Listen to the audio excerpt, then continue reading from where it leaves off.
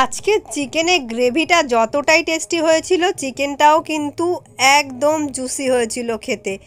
আর এই রেসিপি করার জন্য আমি এখানে 1 চামচ লবণ অ্যাড করে দিয়েছি, দিয়ে 2 চামচ মতো টক দই দিয়ে দিয়েছি, দিয়ে এবার হাত দিয়ে খুব ভালো করে মেখে প্রায় আধ ঘন্টা মতো আমি রেস্টে রেখে দিয়েছিলাম।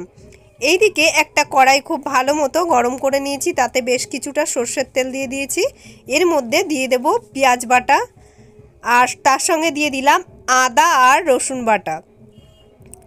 বেশ কিছুক্ষণ এটাকে ভেজে নেব, একদম লালচে লালচে হওয়া পর্যন্ত। যতক্ষণ না পেঁয়াজ রসুনের কাঁচা গন্ধটা যাচ্ছে ততক্ষণ পর্যন্ত কষিয়ে নিতে হবে। এবার এর মধ্যে 1 চামচ হলুদ গুঁড়ো, 1 চামচ জিরের গুঁড়ো আর 1 চামচ ঝাল লঙ্কার গুঁড়ো দিয়ে বেশ কিছুক্ষণ কষিয়ে নিয়ে তারপর এর মধ্যে ম্যারিনেট করে রাখা চিকেনটা অ্যাড করতে হবে। দেখো একটু লেগে লেগে যাচ্ছে, আবার একটু নেড়েচেড়ে এইভাবে তুলে নিতে হবে।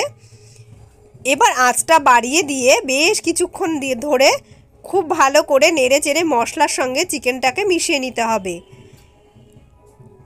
তারপর কয়েক মিনিটের জন্য ঢাকনা দিয়ে বেশ কিছুক্ষণ রেখে দিয়েছিলাম। এতে করে চিকেনটা আরও তাড়াতাড়ি সেদ্ধ হয়েছিল আর খুব নরম হয়েছিল। তারপর একটা টমেটো কুচি করে এর মধ্যে অ্যাড করে দিলাম, আবারও নেড়েচেড়ে আরও কিছুক্ষণের জন্য ঢাকনা দিয়ে দিয়েছিলাম। আবার ঢাকনা তুলে এইভাবে স্টিমে বেশ কিছুক্ষণ কষিয়ে নেব। মশলাটা ভালো মতো কষানো হয়ে গেলে এর মধ্যে কাজু বাটা দিয়ে আরও 2 থেকে 5 মিনিট এইভাবে কষিয়ে নিলাম। কষাতে কষাতে দেখবে মশলা থেকে সম্পূর্ণ তেল ছেড়ে আসবে, তখন এর মধ্যে মশলার বাটি ধুয়ে আমি জল দিয়ে দিলাম, কয়েক মিনিট ফুটতে দিলাম, ঢাকনা চাপা দিয়ে দিলাম। ঢাকনা চাপা দিয়ে আরও কিছুক্ষণ রেখে দেব। তারপর একটু গরম মশলা আর একটু চিনি দিয়ে নামিয়ে নিলেই রেডি।